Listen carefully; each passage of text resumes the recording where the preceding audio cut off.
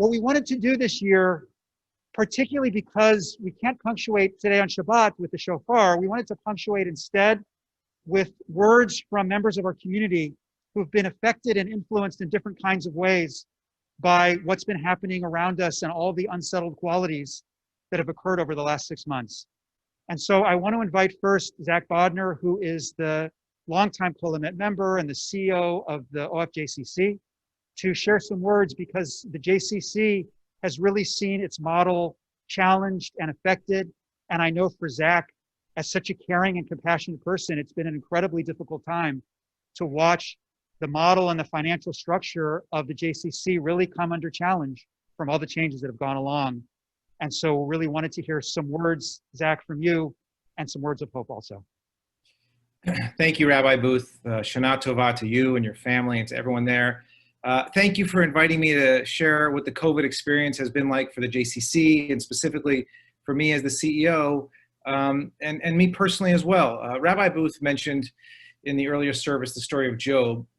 So we all know what real suffering can be, and I feel grateful, I feel lucky, I feel blessed to say that it has not come close to that for me personally, but for many this year it has. This has been their Job moment. And the passing of Justice Ginsburg yesterday was just one final parting kick in the gut from 5780. So look, for the JCC, it's been a tough 6 months. We used to serve 25,000 people every single week. We had over 500 employees. We ran 10 different businesses. Many of you know them: a fitness center, a preschool, multiple camps, after school classes, arts and culture programs, a Jewish life department doing learning and holidays, the ICC for Israelis, community engagement, serving young adults, seniors, teens. You know all this, right? But now we're just a fraction of what we once were. As a nonprofit organization, we used to have an enviable business model. We had 90% of our dollars coming from earned revenue. We had $2.5 million a month coming from tuition, from membership, from program fees. But after having to close for nearly 6 months and then only opening a small percentage of the operation, we brought in zero revenue from any of these sources. So we've been devastated. Our budget from last year to this year has dropped by $10 million, by a third. We've had to lay off a quarter of our staff or more. We've had to suspend our entire arts and culture department, all our teen programming.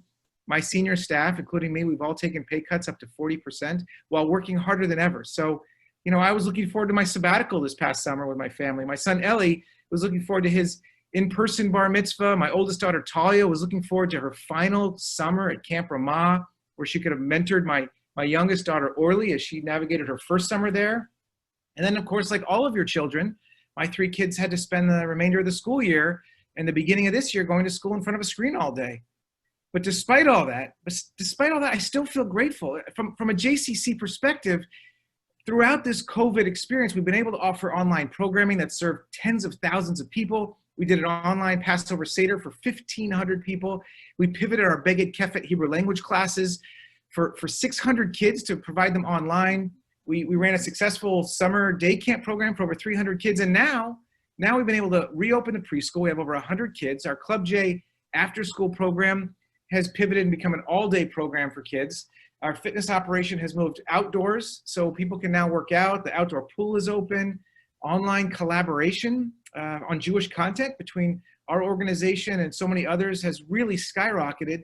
And programs like Z3 have been able to pivot. We're going to have a virtual experience this Hanukkah, where hopefully we'll go from 1,000 attendees to over 10,000 around the world. So, and the other thing is the generosity of the community has been amazing. It's been awesome. I mean, we've raised a couple of $1 million that have been able to fill some of these gaps. So, and as it relates to my family, look, I also feel tremendously grateful. We have our health, we have our home, we have our jobs. My kids, they have their own rooms where they can Zoom into school, and our Wi-Fi is pretty decent. And with the help of Kolomet and Rabbi Booth, and especially Rabbi Graf, we held a fantastic Zoom bar mitzvah for my son Ellie, and doing it on Zoom allowed for family and friends from all over the world to participate in a way that they couldn't have. My daughter Talia got her driver's license during this period, where she had a chance to drive on empty streets. Thank God, by the way. And Orly, my little one, has been able to have Ronit, my wife, or I put her to sleep every single night for 6 months, which would have never happened, because we would have had babysitters and working and nights out. So look, what's really helped me and the JCC get through this period has been our ability to rely on others. rely on family, rely on friends, rely on community. And I just hope that I've been able to help others as much as they've helped me. I'll end with this quote, the wise words of Ruth Bader Ginsburg, who said, "You will get satisfaction out of doing something to give back to the community that you will never get in any other way." So my friends, my co-congregants, in this moment, we're going to adapt. Judaism has always adapted. That's what we do. We find new ways to address old challenges and new ones. And Judaism has something to say about these challenges, as it always has. Together as a community, we're going to figure this out. We're going to get through this. And may 5781 be a much, much, much better year than the last year. Shana Tova.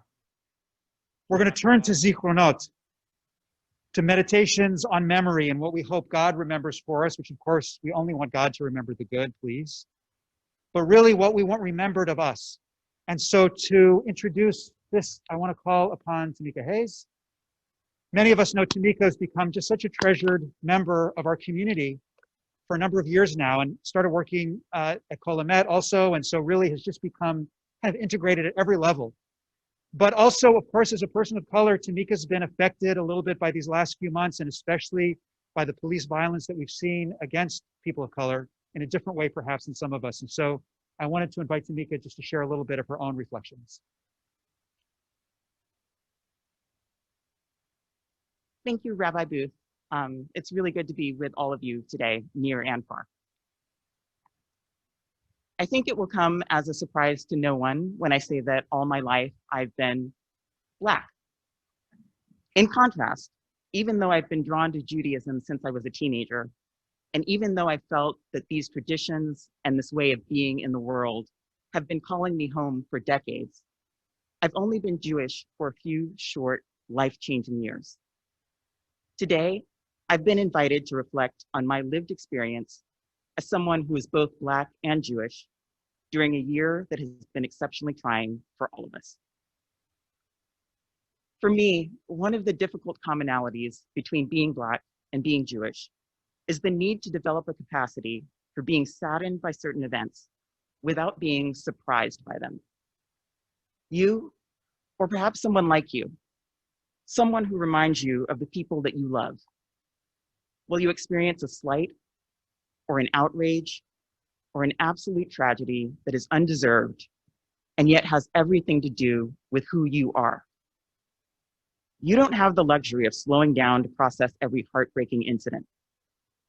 You can only sigh and shake your head and keep pushing forward for yourself and for every ancestor who persevered and sacrificed to make your life possible. That said, I will tell you that the murder of George Floyd did surprise me. The thought that surfaced almost immediately and that continued to haunt me over the ensuing days was simply this: they won't stop killing us. Even in the midst of a global pandemic, even while the nation was in extremis, it seemed the killings would continue. Who by fire? Who by water? Who by plague? Who by strangulation? Who by being the wrong color at the wrong place and time? In many ways, I felt quite broken in spirit. But there was another surprise, hopeful and restorative, just on the horizon. For me, it started with a short video of thousands of New Zealanders taking to the streets in protest. But it wasn't just New Zealand. It was Germany and the Netherlands, England, and Canada. It was my fellow Americans from coast to coast in nearly every major city and more than a few small towns. People who didn't look like me, but who were willing to stand with me. Even in the midst of a global pandemic, even while the nation was in extremis, it seemed the pursuit of justice would continue. One of the gifts of the high holidays is that they challenge us to confront how we die. In so doing, they also help us to understand how we live. Who with integrity, who with courage, who with a repentant and righteous heart, who with a commitment to see the image of God in every human face. Shana Tova. Introduce our next speaker. Our third speaker is Dr. Brian Macbeth, who has been leading the COVID command center at a hospital in the South Bay all year, really in the leadership role to figure out a way forward in this crisis. He and his family are now in Israel for the year after just celebrating their son Noah's bar mitzvah, and we're thrilled that you can join us from Tel Aviv. Thank you, Rabbi Graff and Rabbi Booth, for inviting me to share a few words. It's truly an honor, though very difficult to follow Tamika and Zach, and feel a little guilty because I guess we're doing the sabbatical that Zach postponed. But I'm going to share briefly two stories. One might call them COVID miracle stories. The first Israeli, the second American. Most of you know, as you just heard, that we're in Tel Aviv, and we just celebrated the end of our mandatory quarantine, and we've been planning the sabbatical for the last few years. And COVID has disrupted our plans somewhat, as it has for many, but I guess it is good job security in our line of work. 2 weeks ago, though, standing at the United counter at SFO, it did not look like it would happen. We felt we had organized, we had done the medical licenses, we had set up our positions in advance. Jesse had made multiple trips to the consulate. But when we asked for formal approval in writing, we just were told again and again, lo, your names are on the list, don't worry. And unfortunately, maybe predictably, the United clerks didn't know about the list and made it clear that we wouldn't go anywhere without a letter from the government, the state of Israel on letterhead, assuring that we are exceptions allowed to enter the country. Well, it was about 3 a.m. on Shabbat in Israel at the time, and we were not optimistic. What government works quickly, and certainly the Israeli government, we were concerned. So I called the chair of the ER at Ichalov and woke him up. Moshe, we have a problem. And he made some calls to the Ministry of Health, who called the Immigration Authority, and with 7 minutes to spare, they got a PDF of an approval letter for us, and we made it on the plane.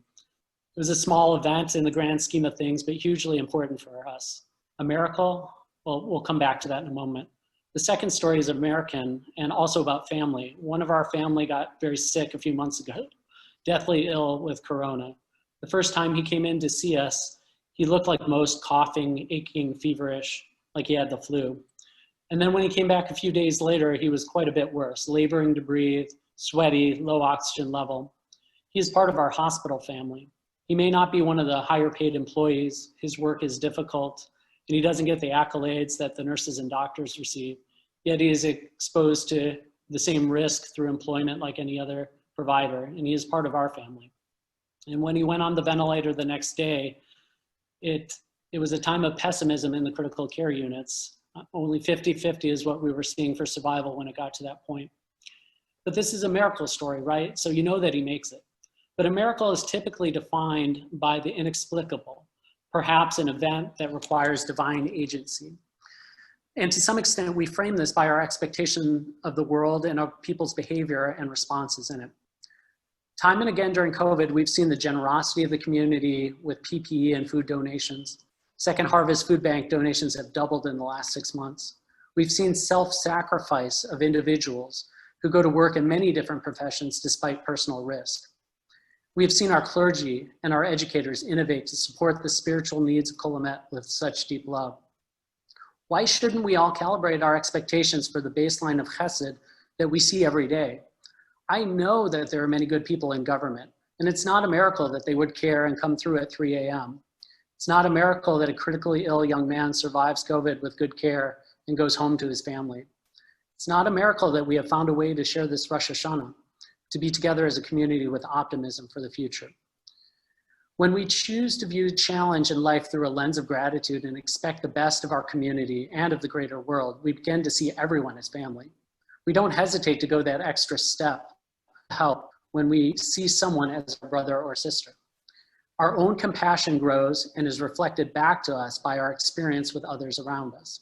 It is not a miracle, the enormity of kindness that surrounds all of us every single day. From Eretz Yisrael, we wish you all Shana Tova U'Mituka and a year of growth, resilience, kindness, and love. May we all be so inscribed. Thanks.